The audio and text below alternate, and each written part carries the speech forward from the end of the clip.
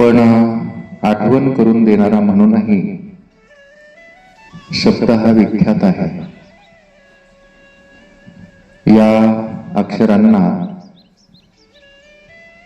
व्यक्त नसलेल्या परमात्म्याला स्पष्ट करून दाखवणारे जसे आरसेच म्हणावे. डोळ्यांनी पाहणारा आरशात पाहिलं यात काही विशेष नाही, पण हा अध्यात्मशास्त्ररूप दर्पण असा विशिष्ट गुणवान आहे की त्यात अंध सुद्धा पाहू शकतात, ज्ञानी होतात. शब्द हा मूळ मायेच्या वंशातला रवीसारखा कुलदीप आहे. शब्दाच्या या एका गुणामुळेच आभाळाला अंबर म्हणतात. स्वतः आकाशाचे फूल असला तरी शब्द जगाची सिद्धी करवितो. शब्दाने मोजता येत नाही असा कोणता पदार्थ आहे सांगा पाहू. ही शब्दरूपी मशाल विधी निषेधांच्या वाटा दाखवते. एखाद्याला बंध आणि दुसऱ्या एखाद्याला मोक्ष अशा वेगवेगळ्या तरा सांगून दोघात भांडण लावणारा हा शब्द मोठा शिष्टच दिसतो. अविद्येची बाजू घेऊन शब्द हा हे खोटे दिसणारे जग खरे आहे असे दाखवतो. तेव्हा सद्रूप परमात्म्याला 3 कवडी किंमत उरत नाही. ज्याप्रमाणे पंचाक्षरी हा अक्षता फेकून पिशाच्याला बोलावितो, नेमका तसाच हा शब्द जीवेश्वर भाव उमटवितो. शुद्ध परमात्मरूप जीव हा देहाच्या सानिध्याने बद्ध झाला असला तरी तो श्रुती शब्दरूप महावाक्याने देहसंबंधातून अलग होतो. मग आपल्याला शुद्ध परमात्म स्वरूप भेटते, तेही शब्दानेच. सूर्य दिवसाचा उदय कराव्यास गेला असता रात्रीचा मात्र नाश करतो, म्हणून सूर्याची उपमा शब्दाला देणे बरोबर नाही. पण प्रवृत्ती आणि निवृत्ती ह्या एकमेकींविरुद्ध असणाऱ्या दोघींना एकमेकींचे हात धरून शब्द मात्र चालवतो. शब्दांचा चांगुलपणा किती सांगावा. हा आत्मविद्येची प्राप्ती करून देण्यात स्वतःचा नाश करून घेतो. अधिक काय बोलावे, स्मरण करून देण्यात शब्द प्रसिद्ध आहे हे खरे, पण ब्रह्माच्या ठिकाणी स्मरणाचा संबंध येतोच कुठे. आत्मस्वरूपाच्या ठिकाणी शब्दाचा उपयोग काहीच नाही. स्वयंवेद्य परमात्म्याला कुणाची मदत लागणार नाही. स्मरण हो, विस्मरण हो, अथवा विषयांच्या रूपाने प्रकट हो, तरी पण एक वस्तूच, दुसरे काही नाही. स्वतःचे स्वतःला स्मरण किंवा विस्मरण कसे संभवणार. जीभ स्वतःला चाकते किंवा चाकत नाही हे म्हणणे योग्य आहे का. जागणाऱ्याला झोप तर नाही, मग मी जागा आहे असे म्हणणे त्याच्या ठिकाणी संभवेल का. अर्थात नाही. त्याचप्रमाणे स्वरूपाच्या ठिकाणी स्मरण विस्मरण ही दोन्ही नाही. सूर्याला रात्र ठाऊकच नाही, मग त्याला दिवस तरी ठाऊक आहे. त्याप्रमाणे परमात्म वस्तू स्मरण आणि विस्मरण या दोघांनाही जाणत नाही. परमात्म स्वरूपाच्या ठिकाणी जर स्मरण किंवा विस्मरणचा संबंध नाही, तर मग स्मरण करून देणारा जो शब्द त्याचेही कारण काय. म्हणून परमात्मा वस्तूच्या ठिकाणी शब्दाने काम भागत नाही, तिचा लोभ होत नाही. शब्दाने आणखी एक चांगले काम केले जाते हे खरे, पण हा विचार करण्याचा धीर होत नाही. कारण शब्द अविद्येचा नाश करतो, मग आत्मा आत्म्याला भासमान होतो असे म्हणणे वेडगळपणाचे ठरते. सूर्य प्रथम रात्रीचा नाश करेल आणि मग आपला उदय करेल हे बिनबुडाचे बोलणे विचाराच्या गावात टिकणारे नाही. जागा झाल्यावर निद्रेची भीती वाटेल अशी कोठे निद्रा असते. नेहमी जागा आहे तो जागा झाला असे जागणे कोठे आहे का. म्हणून शब्दाने नाश करण्यापुरती खरोखर अविद्या तर नाहीच, आणि शब्द सहाय्याने आत्मस्थितीत आत्मा प्रवेश करील असा आत्माही नाही. खरोखर अविद्या तर स्वरूपाने वांझेचे पोर आहे, अभाव रूप आहे. मग शब्दरूपी खुरपे कोणाचा नाश करणार हो? दिसते तसे इंद्रधनुष्य जर खरे असते तर एखादा धनुष्य धारण करणाऱ्याने त्याला प्रत्यंच चढवला नसता काय? मृगजळ अगस्तीच्या घोटात पुरले असते तर शब्दाने अविद्येचा नाश झाला असता. शब्दाची चढाई सहन करणारी अविद्या जगात असती तर खऱ्या अग्नीने गंधर्व नगरे का जाळू नये? दिव्यापुढे अंधार येणे शक्य नाही असे जर आहे तर मग दिव्याच्या प्रकाशाने नाहीसे होण्यासारखे काही आहे का?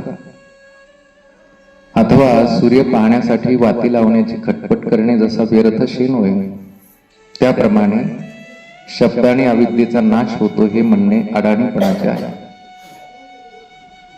जेथे सावली पडत नाही तेथे जितक्या प्रमाणात ती नाही, तितक्याच प्रमाणात जेथे सावली पडते तेथेही ती नसणारच की. झोपेत दिसणारी स्वप्न दिसत असताही ते खोटे आहे हे जागे झाल्यावर समजते. त्याचप्रमाणे अविद्याकालीही अविद्या मुळीच नाही. गारुडाने खेळात दाखविलेले दागिने तिजोरीत भरून ठेवले, अगर एखाद्या नागव्या माणसाला लुटले तर त्याने विशेष काय साधणार? कल्पनेतील पक्वांनी लाखो वेळ खाल्ली तरी उपाशी राहिल्याशिवाय दुसरे काय फळ मिळणार आहे? ज्या जागी मृगजळ दिसत नाही ती कोरडी असते, पण जेथे ते दिसते त्या जागी तरी काय ओलावा असतो काय? प्रत्यक्ष दिसणारी जग जसे दिसते तसेच अविद्याकारी यथार्थ असते.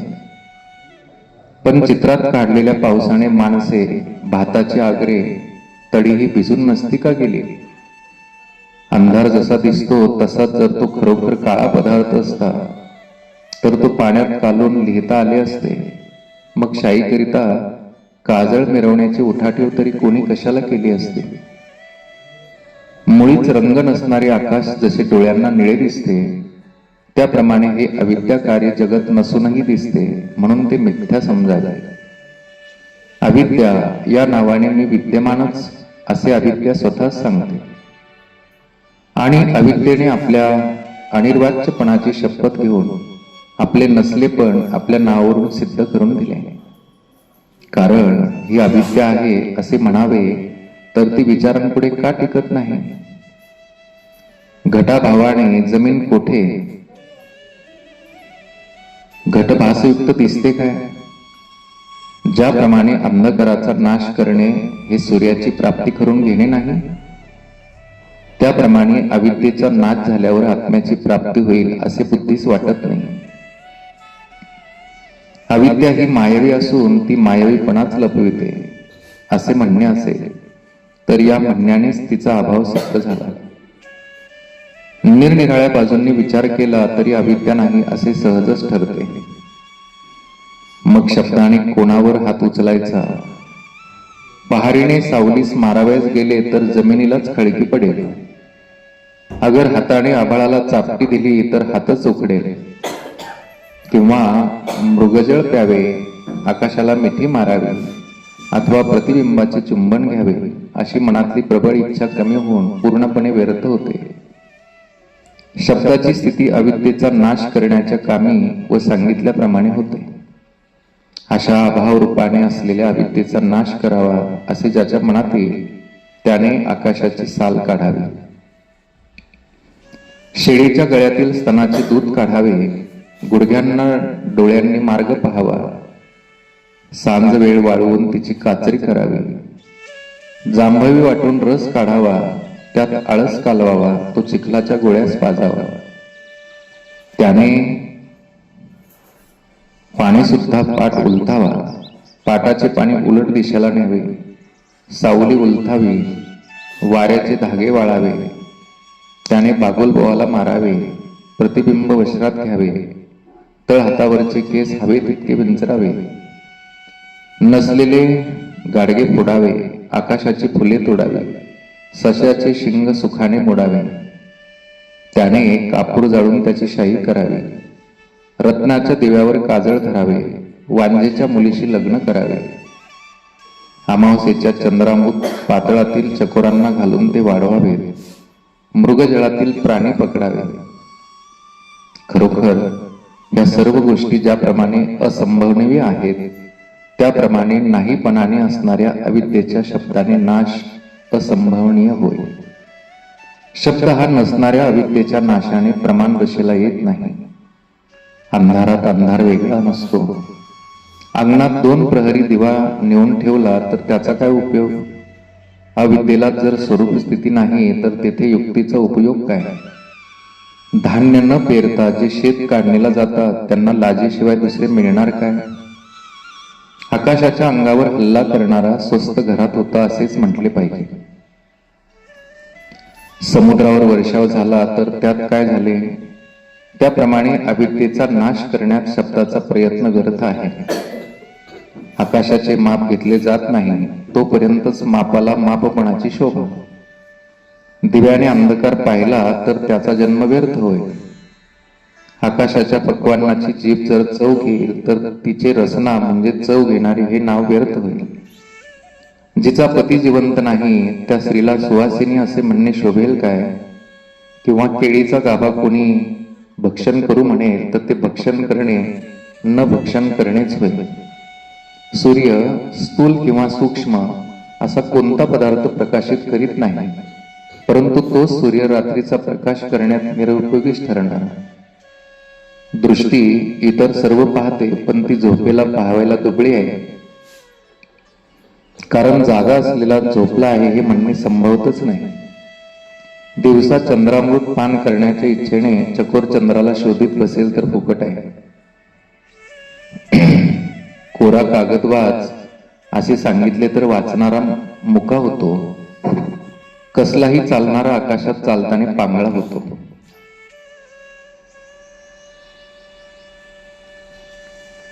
त्याप्रमाणे स्वाभाविक अभावरूप असणाऱ्या अविद्येच्या समोर किंवा तिचा नाश करणारा शब्द उठला तरी तो निरर्थकच होतो.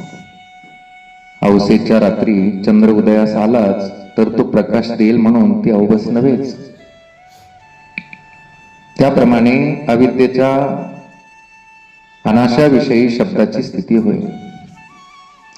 किंवा तयार न केलेल्या अन्नाचे ते जेवण तेच लंघन, फुटलेल्या डोळ्यांनी पाहणारा तोच आंधळा, कोणत्याही रूपाने नसणाऱ्या पदार्थाची सिद्धी करण्याविषयी शब्द प्रयत्न करू लागला तर तो प्रयत्न निरर्थक होऊन शब्द आपले अस्तित्व मात्र नाहीसे करून घेतो.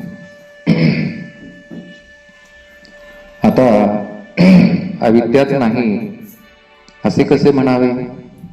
पण तिचा नाश करू जाता शब्दच उरत नाही. म्हणजेच अविद्येचा नाश करण्यासाठी विचार म्हणजे शब्द तिच्या समोर उभा राहिला तर तो स्वतःच नाश पावेल.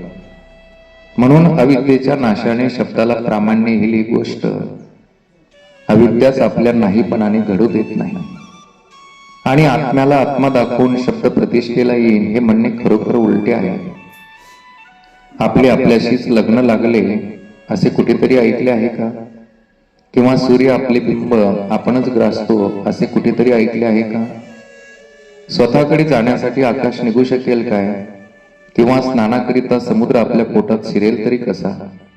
अगर तळहात तळहातावरच चढेल काय? सूर्य सूर्यालाच उदय करील. फळ आपला उपभोग आपणच घेतो काय? गंधाला आपलाच वास घेता येईल काय? सर्व चराचराला एक क्षणात पाणी पाजण्याचे मनात आणले तर ते शक्य आहे, पण पाण्याला कसे पाणी पाजता येईल? 360 दिवसात एखाद्या दिवशी तरी सूर्य आपल्या डोळ्यांनी आपल्यास पाहिल काय? प्रलय कालाचा अग्नी कोपाने त्रैलोक्य जाळून टाकेल, पण त्याला स्वतःला पेटून घेता येईल काय?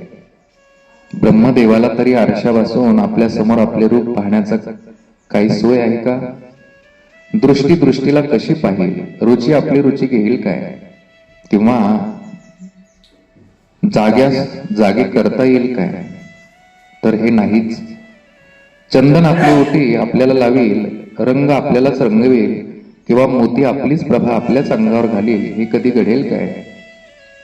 सोने सोन्याचा कस लावेल, दिवाच दिव्याला प्रकाश करेल, रसच रसात बुडी घेईल हे कसे घडेल? समर्थ भगवान शंकरांनी आपल्या डोक्यावर चंद्र बसवला, पण चंद्राला आपल्याच डोक्यावर बसता येणे शक्य आहे काय? ज्याप्रमाणे कधी त्या गोष्टी घडणे शक्य नाही, त्याप्रमाणे आत्मा तर भरीव ज्ञान आहे. तेव्हा आता त्या ज्ञानाला शब्दरूपी ज्ञानाने आलिंगन कसे द्यावे?